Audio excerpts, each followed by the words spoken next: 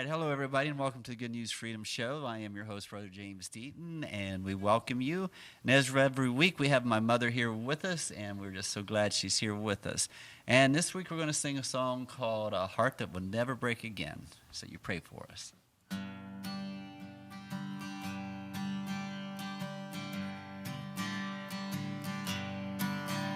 I remember standing at my daddy's bedside,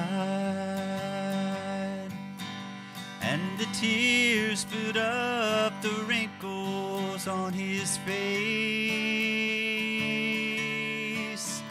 As I took his withered hand, he smiled and whispered, "Son, I'm going to live in a better place, and I'll have eyes that will never fill with teardrops, and I'll have legs that will never ache with pain. I'll have hands that will never age and wither, and a heart that will never break again." Well, I have often heard and read about a city where with Jesus we shall live forevermore. Well, there's a mansion in construction for my dwelling, and the streets of gold shall run by my front door, and I'll have eyes that will never fill with teardrops. I'll have legs that will never ache with pain. I'll have hands that will never age and wither, and a heart that will never break again. I'll have hands that will never age and wither, and a heart that will never break again.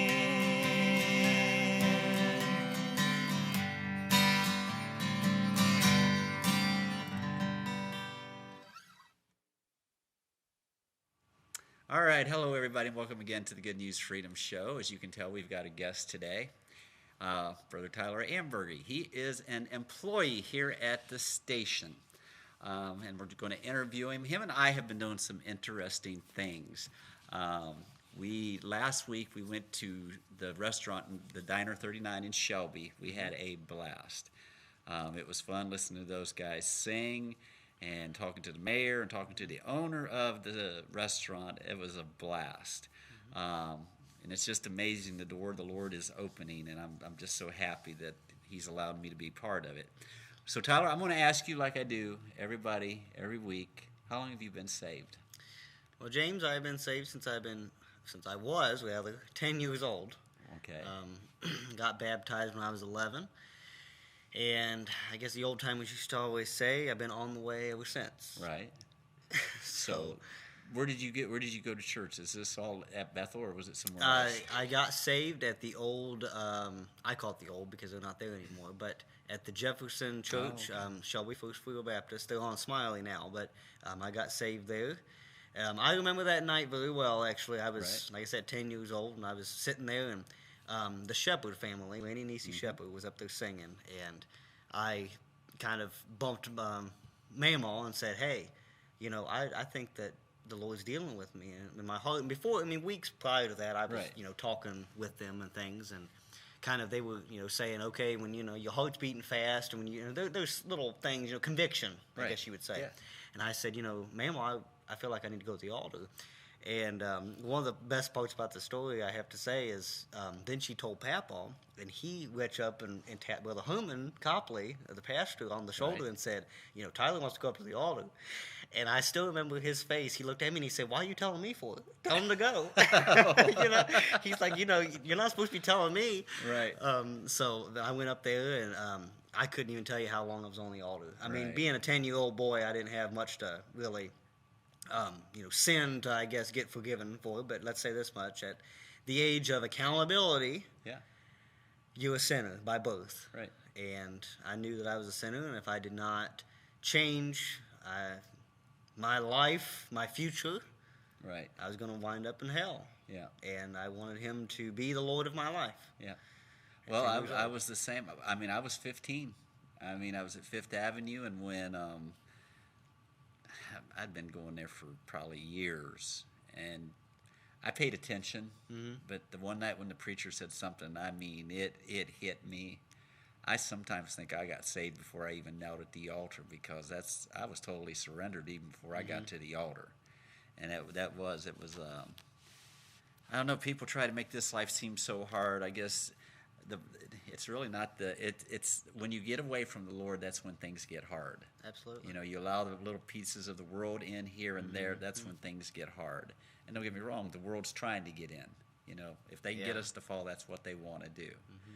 Now, when did you get into doing radio and TV and all that stuff? Was that high school or just something you always loved? Well, the thing about it is, I guess I didn't really go to any, like, college or anything for any of this. The thing about it is when I was, I'm going to say probably around that same time, about 10 years old, probably even earlier than that. I mean, I always loved electronics. Right. There was times that, Dad would have an old VCR or something. I mean, and he would just more or less say, "Hey, here it is. Tear it apart. Just don't electrocute yourself," which I've Right. done quite a few times. Right. And I thank the Lord that I'm still here. Yeah. But I would take electronics apart and different things. And then when I got older, like I said, a little bit older, not very, a lot older, I was just kind of so interested in broadcasting, and I never got the opportunity to ever go to like any TV stations or anything. Right. But I would, you could go to down like Walmart or Meijer and find those little FM transmitters that, they will barely broadcast out of a bedroom. Right. I mean, but I had one of those, and I was, just tickled pink with that. And I, would get on there. I even have a couple of cassette tapes at the house where I would, broadcast. I thought I was Right. getting out, but Yeah. to a 10-year-old boy, I mean, I was, going across the world more Yeah. or less.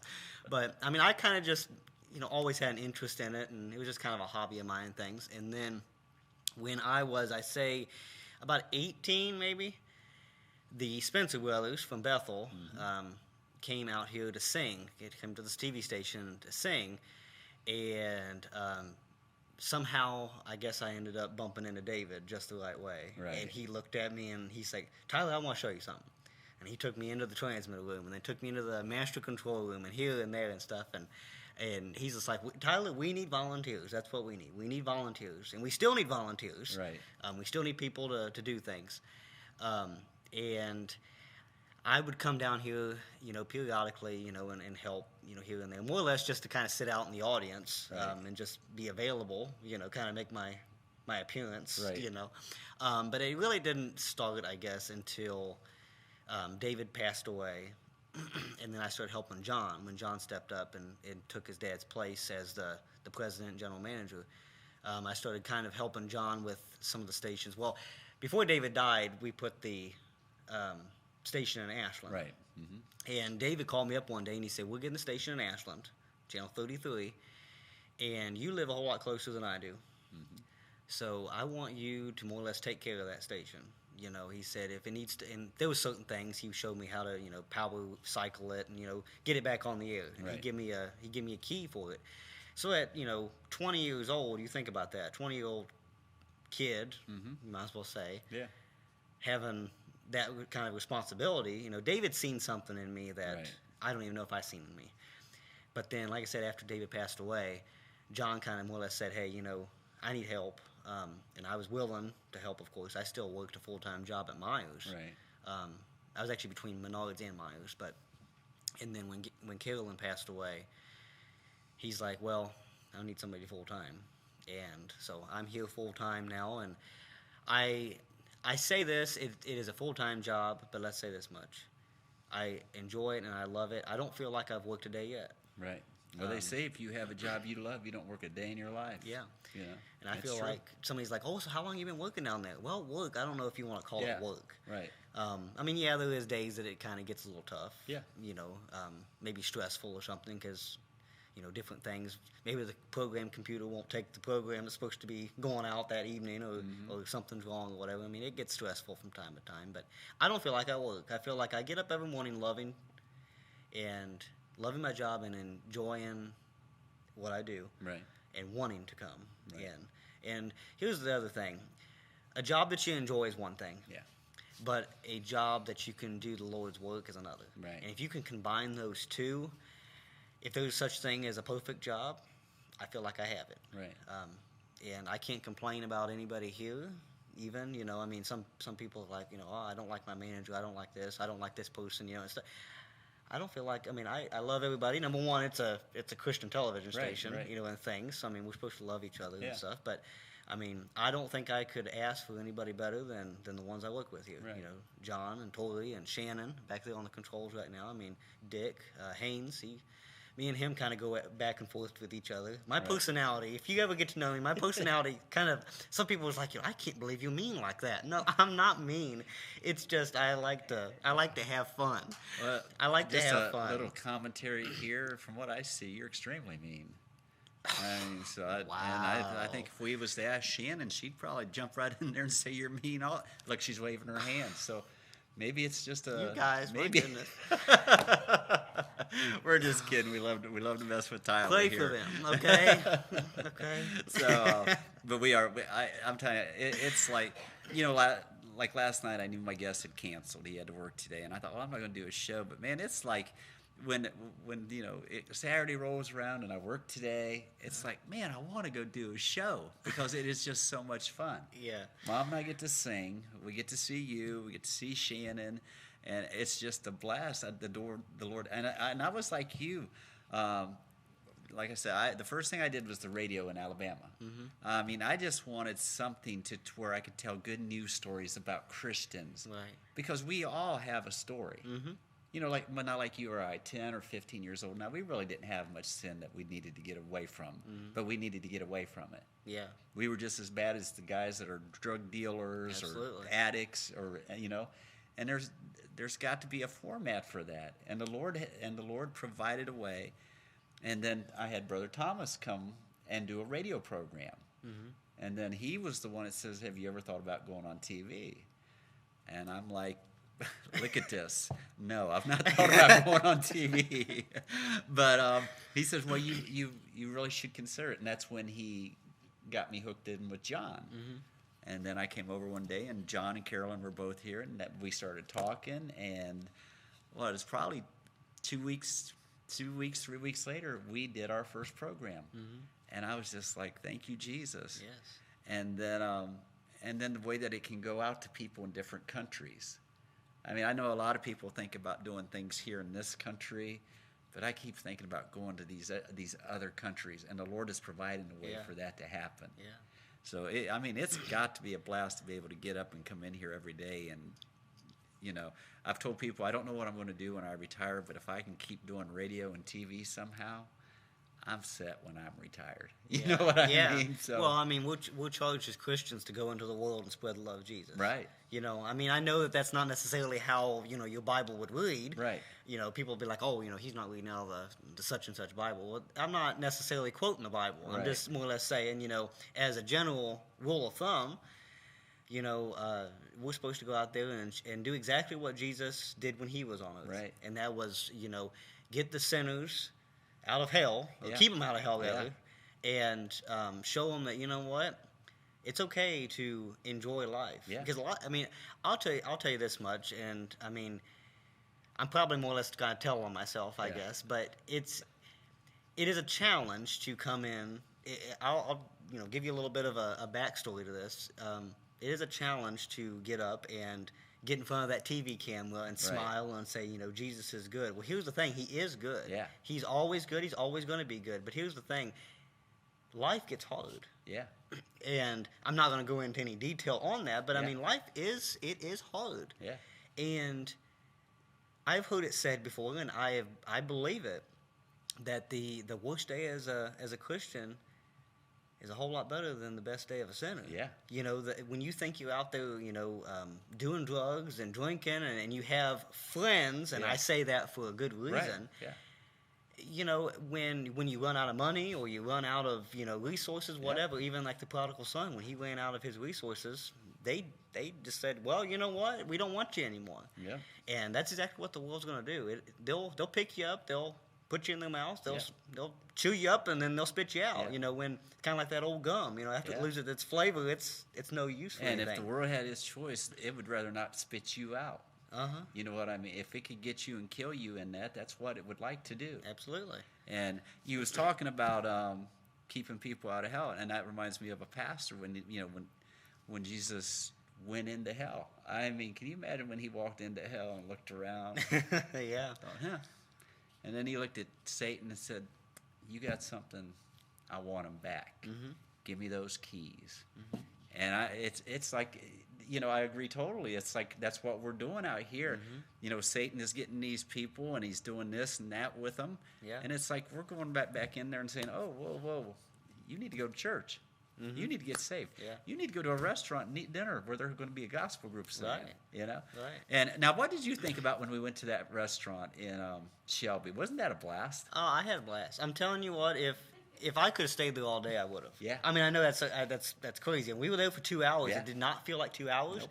We were actually we got there 9:30 I think in the morning. We left at 12:30. So technically we were there for 3 hours.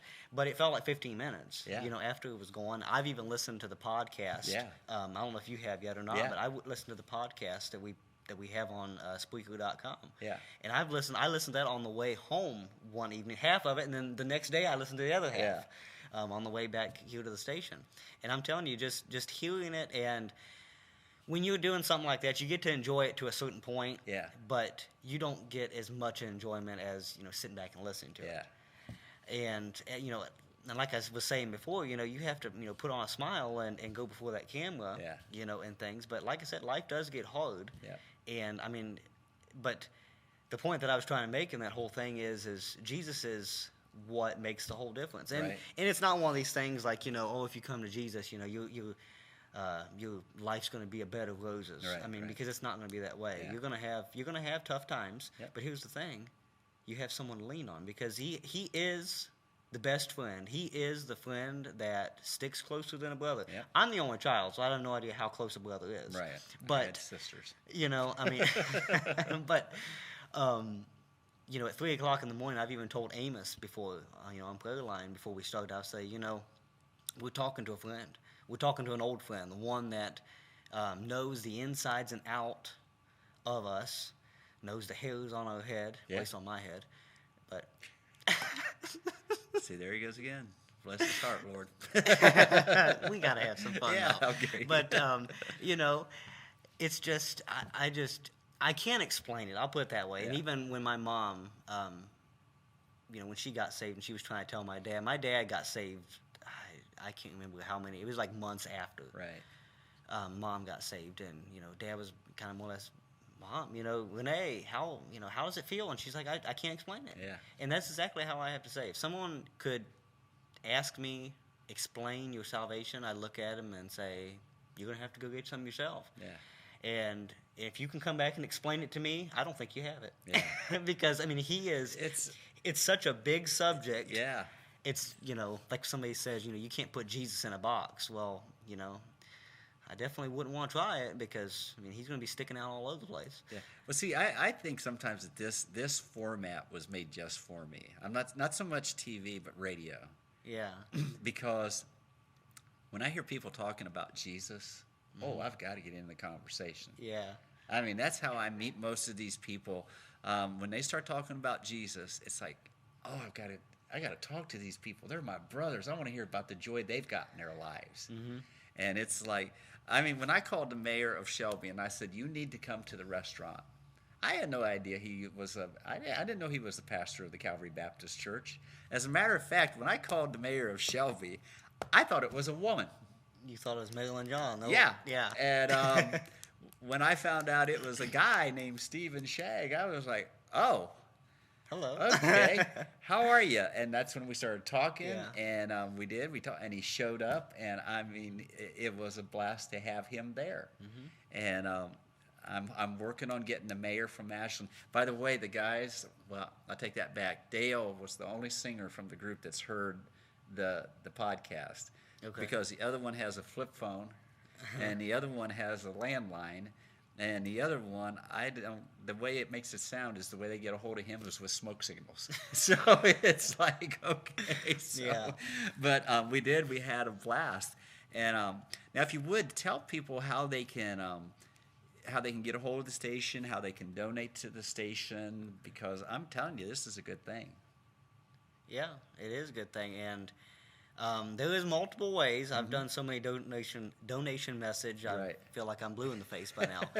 But you can call us. You can call the station locally in Marion, 740-383-1794 or 1-800-852-8199. You can call us Monday through Friday by those phone numbers. You may speak with me. You may speak with John, or Tori, or Dick Haynes, or whoever answers the phone. Let's put it that way, and we'll definitely, if you want to. And here's the thing: a lot of people are like, "Well, I can't donate because I only have $5 to give." Yeah. Well, here's the thing: you can also, send, put an envelope, put it in an envelope. Yeah. I wouldn't suggest sending cash through the mail, but I mean, those ways you can do it. Right. You can send it to the station here, 1282 North Main Street, Marion, Ohio, 43302. It took me a long time to memorize that. But I've done so many programs and different things. But and we are here to do the service of the Lord, and bless the lives. Like we have a live gospel sing on the first and the third Saturday. We have the Friends of the COACB on Saturday evenings on the second Saturday of the month. And we have a live church service. Which, here's the thing. I believe we are probably one of the only live church services on television. There may be a couple of other ones out there. We have that on Sunday afternoons at 1 o'clock. But we appreciate the ones that tune in and the ones that are supporting. If you are watching this for the first time, you're like, hey, TV 39 just popped up on my TV this evening, and I'm seeing this program now. And seeing all these channels, I hope that they get a blessing and they get encouraged, because that's what we're here to do. Like I said, we're here to lift up the name of Jesus and promote positive Christian and family-friendly programming. Right. And what COACB also has an app. Yes. Because like I can't watch it where I live at. But I've got an app on my phone that I can watch it. Right. And that's a way that people out of the area, they can tune in anytime that it comes on, any place. Yeah. Yeah, we have the app for Roku. We have the app for, obviously, Android and Apple phones, or devices, rather. You can get on your computer, if you're still using a computer, like a laptop or something. You can type in coacb.org, and you can watch us there. Certain events, you can see us on Facebook, like our live events. We do them live streamed on Facebook. We also do them live stream on YouTube. And obviously this program goes on YouTube, obviously by delay. They go on YouTube, and you can watch, so if you're not home doing this, that specific time period that it airs, then you can view it later. And I'm telling you, I feel that the Lord is going to just, He's already been opening doors. Obviously, when the station in Ashland came about, David didn't think he was going to be able to buy it as the organization. He was talking and saying, hey, this is how much money we're allowed to, spend, or we're able to get, the station on the air and things. And it almost seemed impossible. and we got to play, and then the Lord seen fit that we have the station in Ashland. Yep. And I believe he's not done yet. David, I watched some videos, that he said, once you start taking credit, the Lord's done. Yeah. But once you keep on giving credit, saying the Lord's done this, the Lord's done that, he wants to keep on blessing you. Yeah. And I don't believe the station's done, because you know what? It is the Lord's station. Yeah. Just because I'm the full-time employee here, or John's the president, general manager, it's not his station. He's even said that. It's not my station, it's the Lord's station. Right. It's the organization that is behind it, and the Lord's blessing it. Right. So. Now, again, would you give the phone number just in case anybody would want to contact? Just give the phone numbers again, and just in case anybody wants to contact you guys. Locally in Marion, you can call 740-383-1794, or our toll-free number, you can call that anywhere, probably even outside of the United States, at 1-800-852-8199. Yeah. You can also email us. You can email me. You can contact me or whatever. My email is tyler.ambergy. That's AMBURGEY. I spelled it right. Yeah, you did. Most people can't spell it. At coacb.org. Or you can also email announcement@coacb.org. That goes to me, John, Tori. I think there's some other people it goes to. Okay, now if you would tell them how they can get the radio station and they can get the podcast. If you go to Spreaker.com, don't ask me how I spell it, because I just was getting ready to. And I'm right. It's Speaker.com. No, not Speaker. Oh. Spreaker. There's an R in there. Okay. SPREAKER.com, I'm pretty sure. Yeah. And you type in the search COACB radio, I'm pretty sure. If you just type in COACB, I'm pretty sure it'll come up. You can. It's the on-air podcast. You can get it there. That is our podcast. Or you can go on to MyTuner, is one of the apps that I use. I believe you use that as well. You go to MyTuner, download that on your phone, and you can search COACB Radio. That is a 24-hour day, 7-day-a-week radio station. The only time it goes off the air is if we lose power, or we're having trouble. Right. It's all the time. And we're playing Southern gospel music and bluegrass gospel music. Yep. Different programs. So. We're about to run out of time here. There's never enough time. I know there's never enough time, but I'm glad you came on. I knew. Thanks for having me. I thought it would be. I thought we'd be able to cover more. We'll have to have you back on again.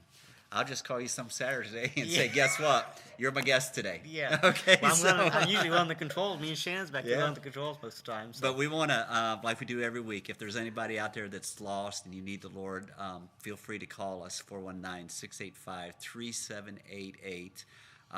We will pray with you. We will try to, if you need a church, we'll help you find a church, a good Bible-believing church. And Tyler, thanks again for coming on. Thank you. Be looking for us. We're going to start going on the road together.